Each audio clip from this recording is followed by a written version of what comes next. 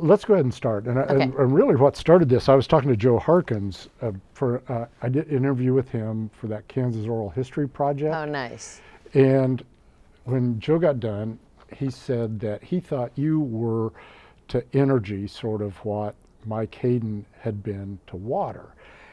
I never really thought of it that way before. And the more I thought about it, the more I thought, there's something what Joe has said here. I hadn't thought of it quite that way. So that's why I told Dave I thought it would be good to visit with you. So we'll probably focus mostly on energy and climate issues here. So did you come into this with, in terms of your period as public service, you're associated with insurance, obviously. Was energy an issue that was on your radar at that time, or how did that evolve? Well, it really wasn't on my radar. I was, during my time in the legislature, I really focused on, I would say, maternal and early childhood issues. I was on the insurance committee. I chaired federal and state, so gaming issues, and as we called it, the SIN committee, all the tribal compacts.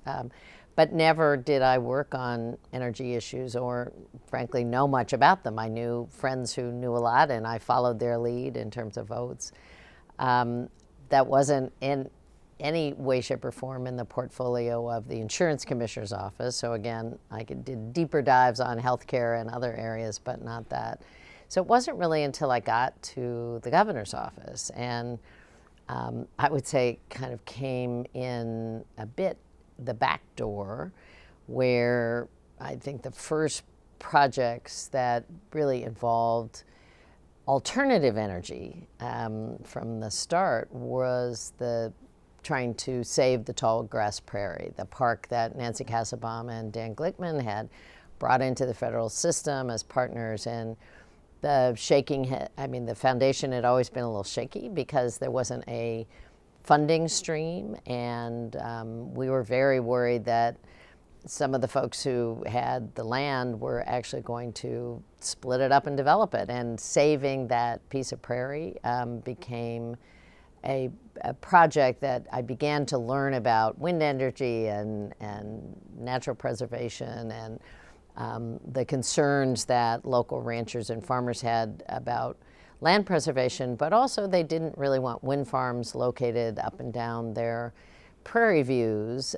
So that led to then discussions with a lot of the utility companies about what the wind potential was in Kansas, where we could locate wind, and began to work on a voluntary collaborative saying, okay, if you would look at more natural boundaries where roads have already been platted, where there are already utility lines, staying away from this pristine stretch of prairie, I could, I think, convince landowners not to sue you and tie up these projects forever. We could advance. So those discussions began.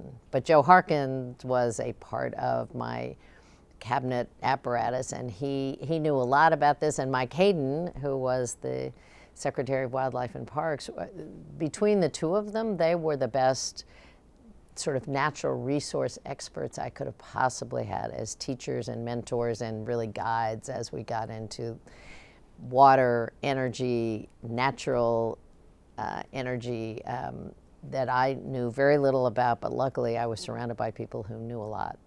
So in some respects, you sort of had that issue thrust upon you as opposed to going out and seeking it as an issue yourself. I think that's fair to say in my first term. And then when Mark Parkinson became my lieutenant governor, second term, when I ran for re-election in 2006, we had discussed what he wanted to do. My first Lieutenant Governor John Moore had wanted to run the Department of Commerce in addition to being Lieutenant Governor, which really doesn't have a portfolio. It has, you can kind of make it up as you go along.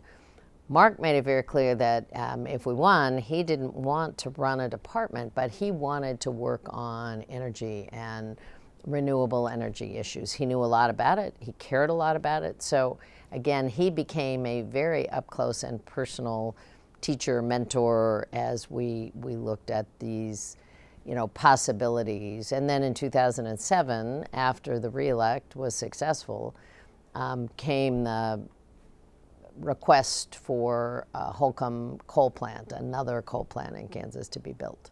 So let's go back to the wind power issue. And Lee Allison, I worked with some in that process too, and I know he was involved with that somewhat.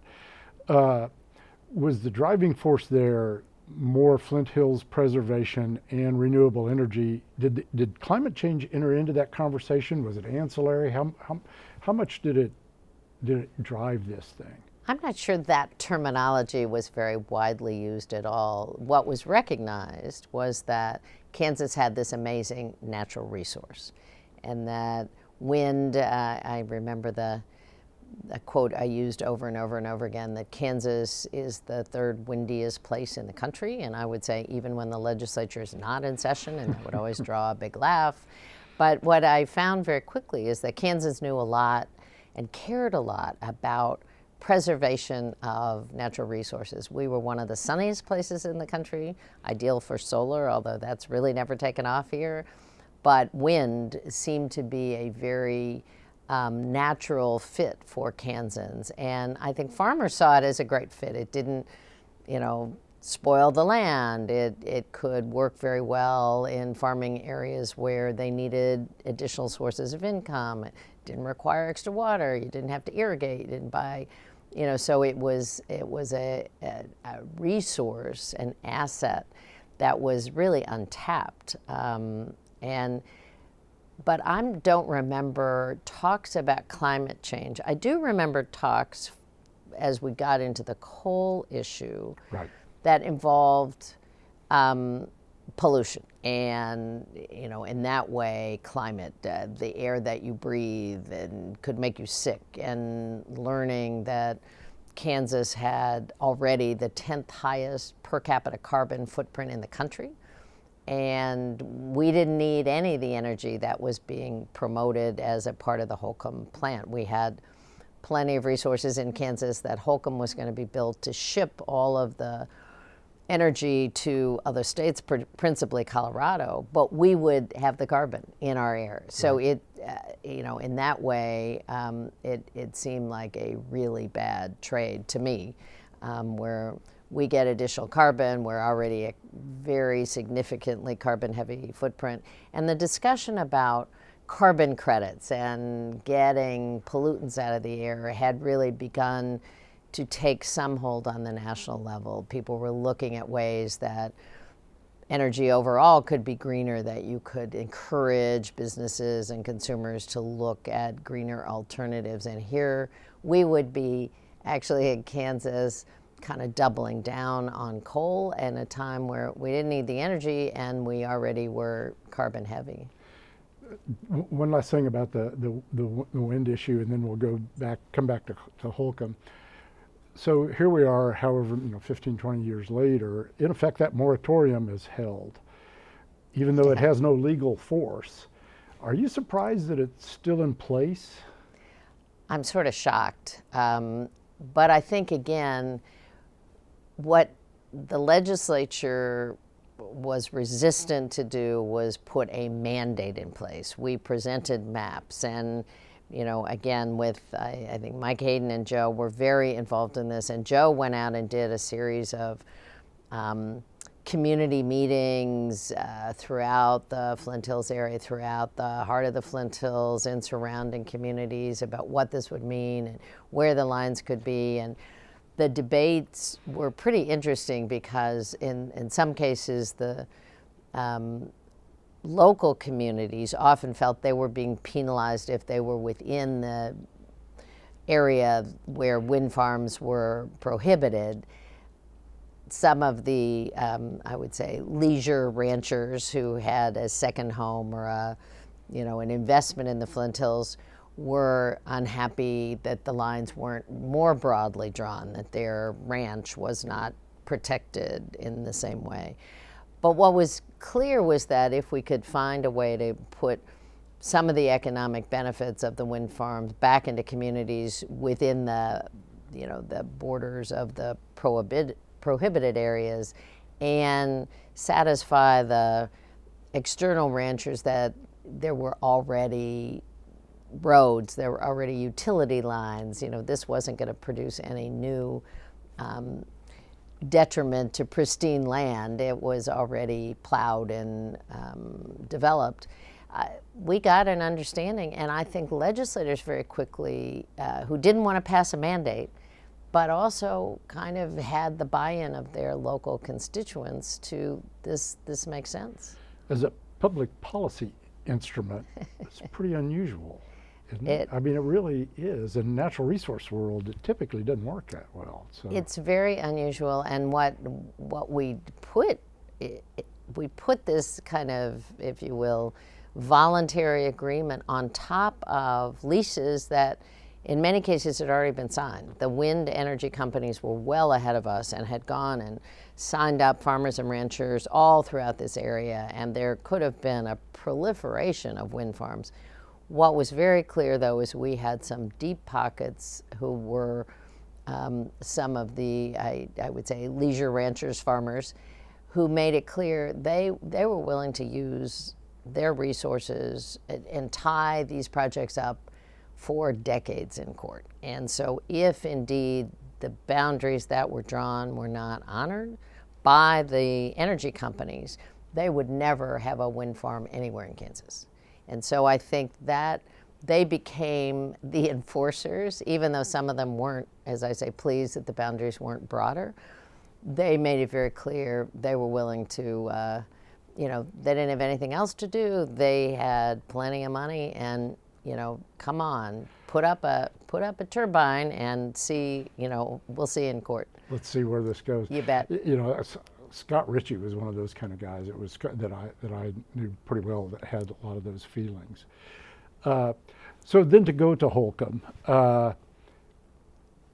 how did that evolve as an issue for you, or did it just come there and it was pretty clear what position you were going to take, considering the timing and the fact that climate change and carbon emissions by now really are front and center with almost everybody? Well, a bit of both, I would say. I did not even understand, frankly, that in order to build a coal plant, because I'd never been around when coal plants were being built, certainly not in the governor's office, that the Department of Health and Environment played a role in certifying and authorizing the permit. Things like that were not on my radar screen until there was actually a permit request that came forward. And Rod Bremby was the Secretary of Health and Environment in my cabinet. And he was an enormously thoughtful, smart guy who also was very aware of this tension between what his duties were as a kind of public health officer and the notion that you would have a coal plant, an additional coal plant in Kansas, not to warm people or, make sure that hospitals had enough energy or any other number of things that could fit in the portfolio of making life better, but really to make a profit, to ship energy someplace else and then have all of the pollutants remain in the air in Kansas. So I think he quickly saw the tension, and what we began to talk about, the lieutenant governor and the secretary and I did not have the authority to order him. I mean, he had to go through a series of hearings and look at the jurisdiction that was in the law and look at what he was allowed to do. And I think he really wanted to make sure that if he indeed decided to turn down the permit, that he would have the support of his boss, and I was his boss, but he discovered in the statutory authority that he could turn down an apparatus, turn down a permit based on the health of Kansans and based on evidence that additional carbon in the air in the state of Kansas would lead to more children having asthma, COPD victims would have struggle with that. So there were clear associations between how much carbon was in the air and health, and that was clearly within his jurisdiction. The problem was, and the issue was that he brought to my attention, nobody had ever done this. Not only nobody in Kansas, nobody in the country had ever used what was pretty similar language in state laws around the country, but nobody had ever used that as a rationale to actually stop a coal plant, not at the national level and not at the state level. I went to a seminar at the KU Law School about that statute and his use of that statute, and it is a little bit of an audacious move to use that statute to do what he did. I understand it, but whether or not it really would have held up through the entire legal process would have been real interesting to find out. Do you feel, well, and actually to that point, it was years later. I mean, the EPA, it would stand up now because finally the EPA, I think 8 years after he did that in Kansas, the EPA actually declared that carbon harmed the health of individuals, but he was a little prescient in that move. In some respects, that was almost an Eastern Kansas versus Western Kansas fight, don't you think? I mean, a lot of the support for that was coming from Garden City area, local belief in economic impact from construction, that sort of thing. Well, I'm not even sure it was that clearly geographically delineated. So the president of the Senate, Steve Morris, lived in the area where the plant was going to be built. It was his Senate district. The Speaker of the House also was in the area where the plant. So you had the two legislative leaders with a pretty significant Republican majority, both of whom were leading constituents who very much wanted this to happen. And so there was a definite hometown interest, and they commanded both the House and the Senate. There also was just a notion that economic development was good for the state. And, you know, I was known as a business Democrat. I liked economic development. I promoted a lot of projects in a lot of places. So that was seen as something that probably we could all work on together. And since no one had ever really raised the tension, and it wasn't a very active debate, there wasn't there weren't bills in the legislature mandating clean energy. There weren't disputes. The EPA was regarded as some evil Washington force, which periodically would come to the state and tell people what they had to do, and nobody liked the EPA. So there wasn't, I don't even think, a sense that in Kansas we would begin this battle. The battle was engaged, I think, after the permit was requested and education began. There was a group called PACE, and Scott Allegrucci and others were very involved, and it was a broad-based activist coalition who did a pretty amazing job beginning to educate Kansans about what this fight was about. And what we found early on, what PACE found very early on, is people didn't know a lot. As I say, climate change was not a familiar terminology. Even the notion that air pollution directly affected your health wasn't familiar, but a lot of education was done about those connections. If you have another coal plant in Kansas, it will mean that your grandchildren could get sick, that they may have asthma and not be able to thrive as well as they would with cleaner air. If we do this, this portion of the population it made very direct connections between what was going on with air quality and what was happening with the health of the people, and then made a corollary argument that we have this possibility of dirtier air and more unclean air and more carbon in the air, or this amazing natural resource which is available, which could benefit some of the same communities and constituencies, which will bring economic development. We could be a leader, and it's an asset that doesn't harm anybody and actually could add to the benefit of the state. So they had the opportunity to both do education on the dangers of the carbon issue, but also the real merits of pursuing a clean energy initiative. So do you feel, when you look back on that now, do you feel vindicated? I mean, the thing was never built. Obviously, it could have been, but it wasn't. Natural gas kind of displaced everything. Here we are today. nobody builds coal-fired plants in this country anymore. Do you feel vindicated as you look back on it? I don't know if I ever felt unvindicated. I mean, it was definitely a battle I was willing to engage in. I didn't know how much on the cutting edge we were until I remember after I made the decision and upheld, Rod's decision, and then the legislature tried to pass a bill forcing Rod to issue a permit. I vetoed the bill. The veto was we went through that a couple of times. And then Rod and I were invited to a environmental conference at Yale. And it really took getting out of the state of Kansas and into a different place. And I remember Rod Bremby being greeted as kind of the visiting hero because nobody had ever thought about using the jurisdiction in a Department of Health and Environment. Nobody had ever issued a decision like that. No one had, and it was at that point that I thought, wow, this is something. I mean, we really figured out something here, and that felt pretty good. I mean, that felt like a vindication as opposed to this, because in Kansas it was a pitch battle and it was very bitterly fought, and it was seen as I was siding with Eastern, I'm happy to approve projects in Eastern Kansas, but I was going to let Western Kansas go to hell, and this was their only salvation, and now this was down the tubes, and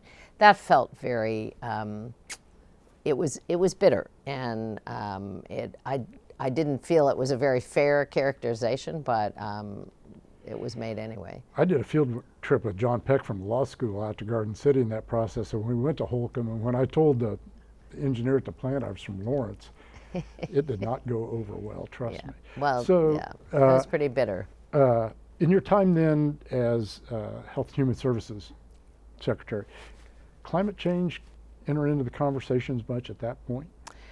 Climate change was definitely starting to be much more. So I went to the department in 2009 on the heels of our battle on Holcomb was really 07, 08. It was still underway in 09, and Mark Parkinson kind of inherited it, but the plant never got built, right, luckily. But came to Washington, and certainly the EPA was much more active and engaged in beginning to look at all of the climate issues.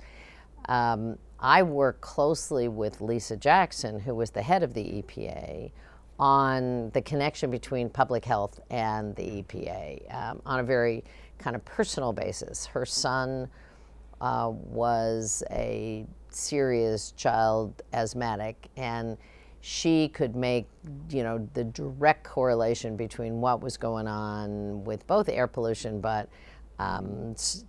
indoor smoking and various things that really affected health. And so we worked with the head of the housing department on I would say impact of climate issues. Sounds pretty global, but it was really translated to what's going on with the air, what kind of water do you drink, and again, the discussion that the climate is beginning to change, that we're impacting it with these pollutants we're sending into the air, that we've got holes in the ozone, that discussion I think was beginning to get traction, but there still wasn't a direct line between that discussion, the atmospheric discussion of climate change, and what was happening to people's everyday lives.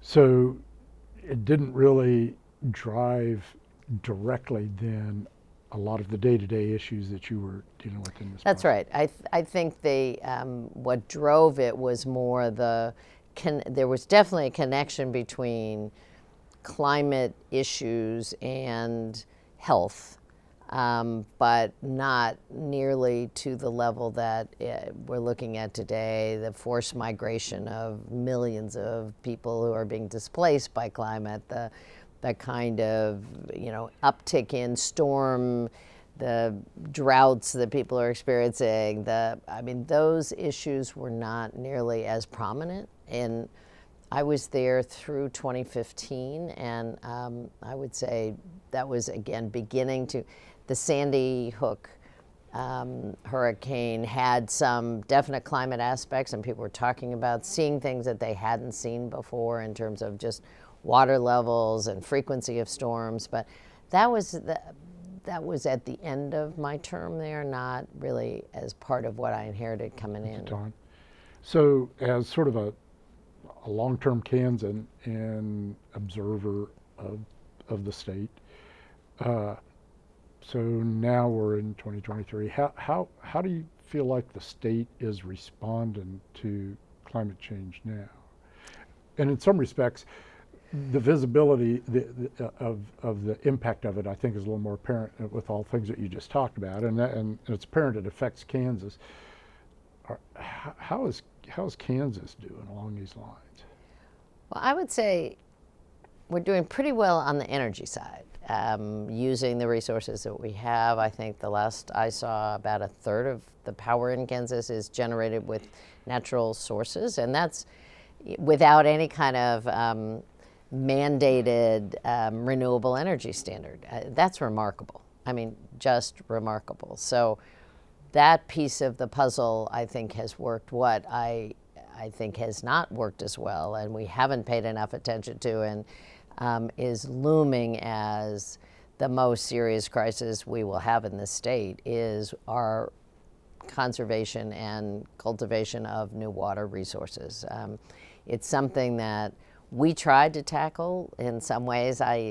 Former Governor Mike Hayden, who was part of my cabinet, is one of the most, I think, international renowned sources in water and water knowledge, and he did his damnedest traveling around the state, trying to educate, trying to talk, doing lots of informing people about what the consequences would be of continuing to irrigate at the level we were irrigating, continuing to turn what is basically arid land into,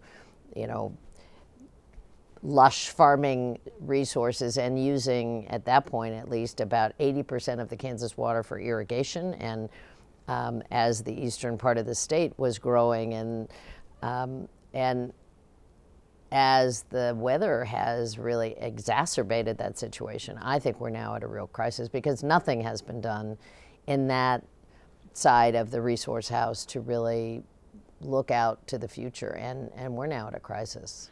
One of the things that your administration did, and it might have been you and it might have been Mike, was create that water sub-cabinet that brought those people together. Yes. I can tell you from an agency perspective, that was really huge, and I was really sorry when that went away, because that was one of the more effective water coordination efforts I'd ever seen in all the years I was here.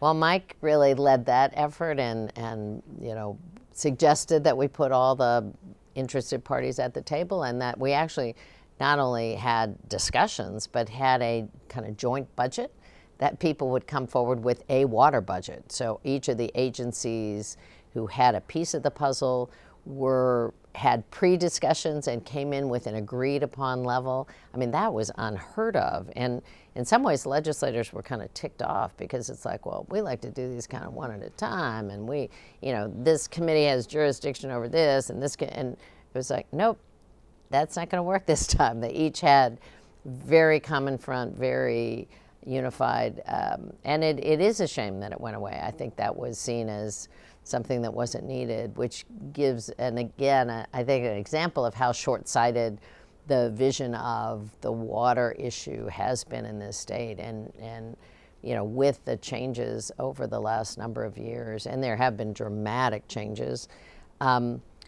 we are in really serious trouble as you look toward the future.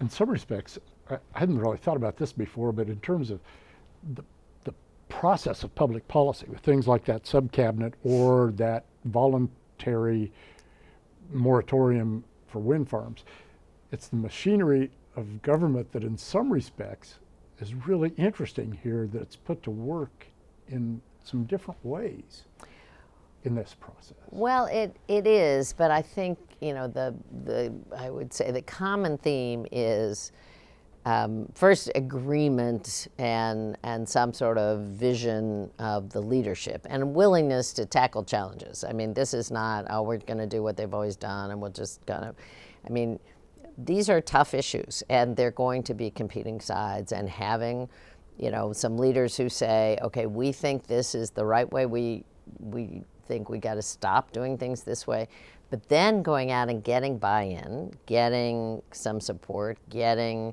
some activity, and figuring out how to enforce that. I think the legislature, unfortunately, is not a good enforcer often because they don't like big challenges.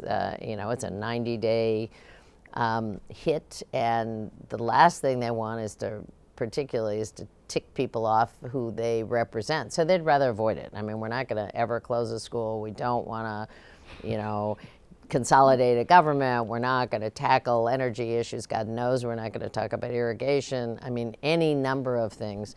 So unless you can find some really voluntary mechanism outside of the legislative process, probably led by some of the cabinet leaders and the governor, but may not have the legislative buy-in, it's never going to work, I don't think. I heard somebody once say that Kansans won't do much of anything you tell them to do, but they'll do almost anything you ask them to do. Well, and I think that that's a very good point. And education and making it very personal. You know, what is it?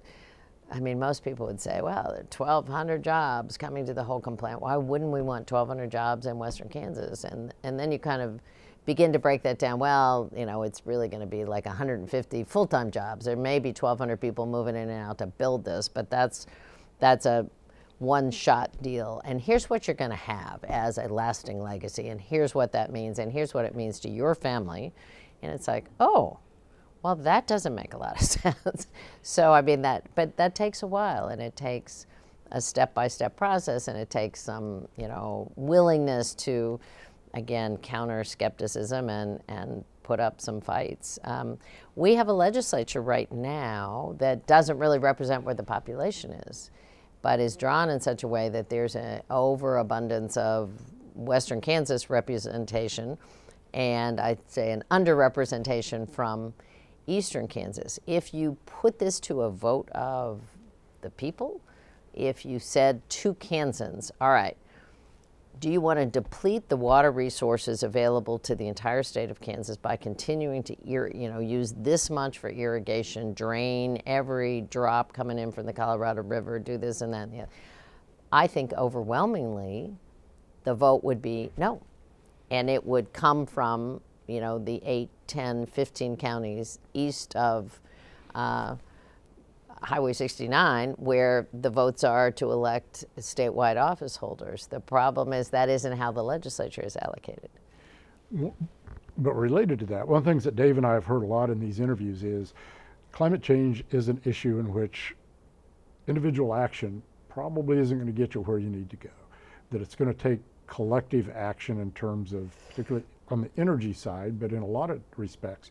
I mean, you or me going home and recycling is not going to solve this problem, or even putting our own solar panels up.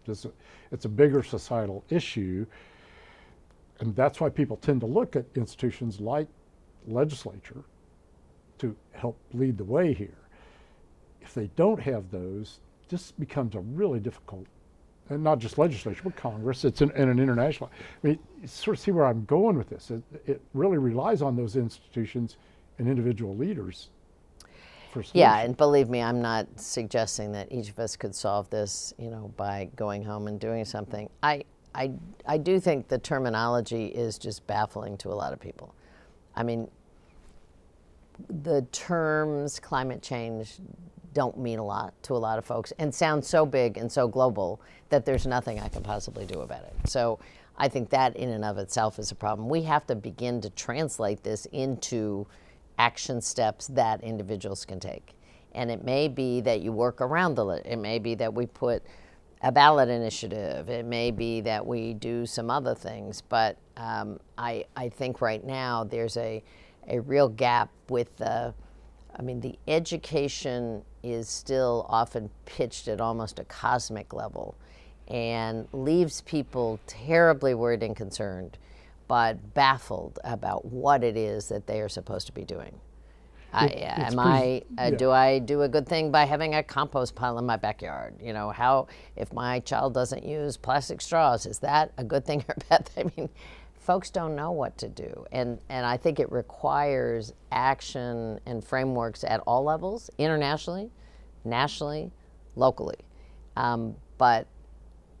So I'm not dismissing the role government can have, but I'm saying it may be very difficult, as it was in the energy side, to get the Kansas legislature to pass a specific bill. But the Water Authority could move, the governor could move, the agencies could do some things, and the goal may be to get the legislature kind of out of the picture, not to stop the movement that entities that have some solutions could actually make to, make progress in this space. In some senses, it's almost presented as an existential threat, and yet here's something that's an existential threat that an individual is almost powerless to deal with. That's kind of a prescription for despair, almost, it seems like. Well, that's what I'm saying. I do think we need to have solutions that people can get their hands around and feel like they're a part of the solution. That, I mean, I don't know a lot of people who want to make things worse for their grandkids or worse for their children, but I'm not sure people really know what to do. In this water debate that we're about to have in Kansas, there are some very specific things I think that people can do, and I'm hoping that those become more clear and translate. I mean, talk to your legislator about what the plan should be. Somebody needs to, be very clear about endorsing what the steps are to save the aquifer. If we all agree that the aquifer is a good idea, then what are we going to do to save it? What are the 3 or 4 things that can be done by an agency or the legislature, the governor? And then people can, begin to mobilize. And so I think we got to take this a chunk at a time. I may not be able to, stop the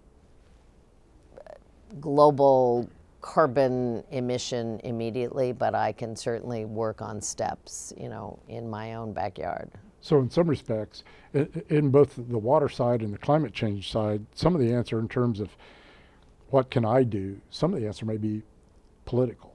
Yep.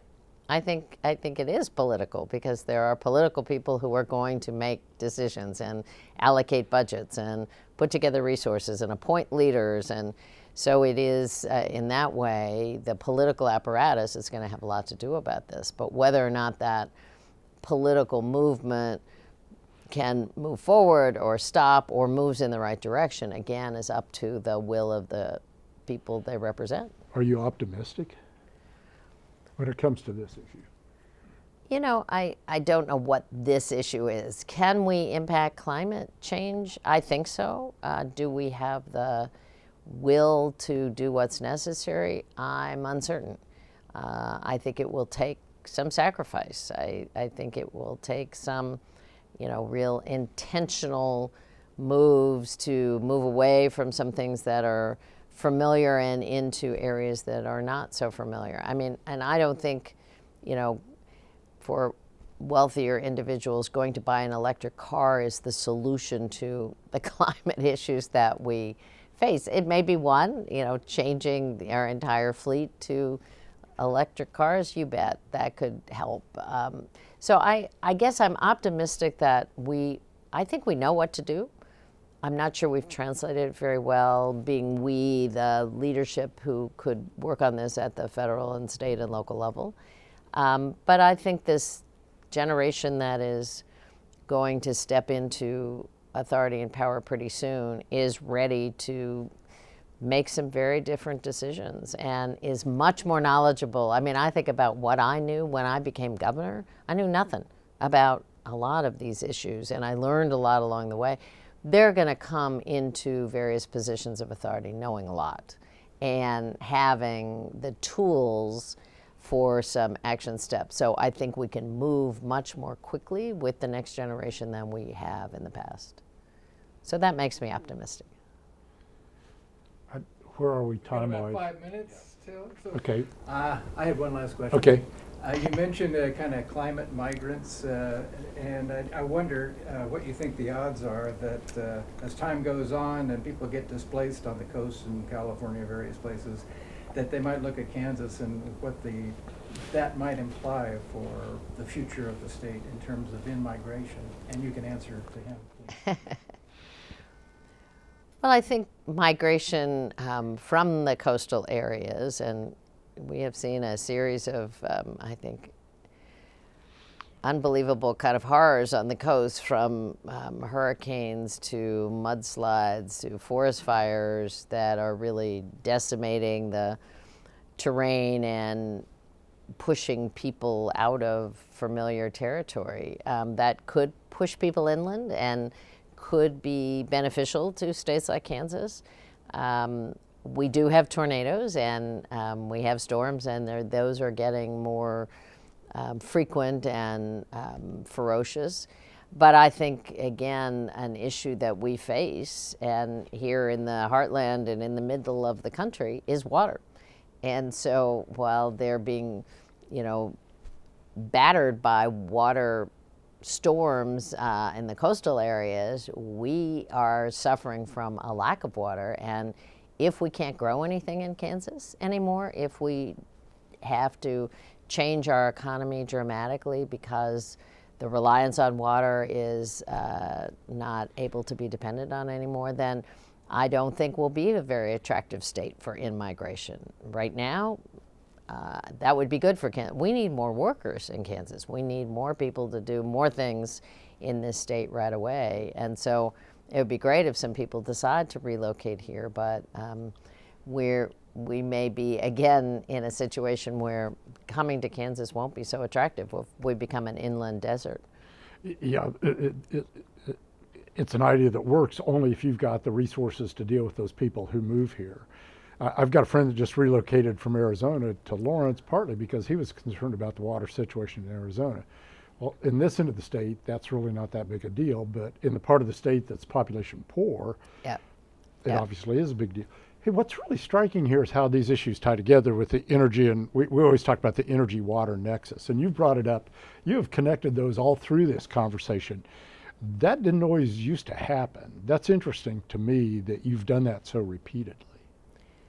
Well, it's how I think about it. I mean, these are not, they're resource issues. And it stems from, I think, there's a very natural connectedness between what's happening with an energy economy and what happens with water. And water, I mean, again, Mike Hayden taught me this years and years ago, that water is our most important resource.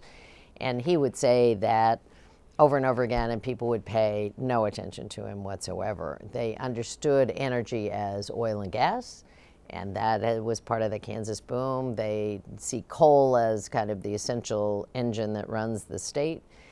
Have begun to, I think, redefine resources in terms of natural energy sources, including wind. But I think the notion that water is so much connected to these that you can't do a lot of these operations unless you have a constant available source of water is just beginning to dawn on people. That it's essential for the eastern part of the state, it's essential for irrigation, it's essential for drinking, but it's essential for business. And you can't run a wind turbine farm without water. You can't have a lot of manufacturing without water. So it's very much connected to both an urban and a rural economy. He also used to say that he majored in biology at Fort Hays, that he could have a lot more effect in terms of improving the environment as a politician than he could as a forest ranger or somebody who went into the biology world, which I always thought was a really striking point. Because folks in the science world that I live in typically avoid politics like the plague. And Mike's view was exactly the opposite. If you really want to have an impact, this is where you'll go spend your time. Well, and he was a great, I think,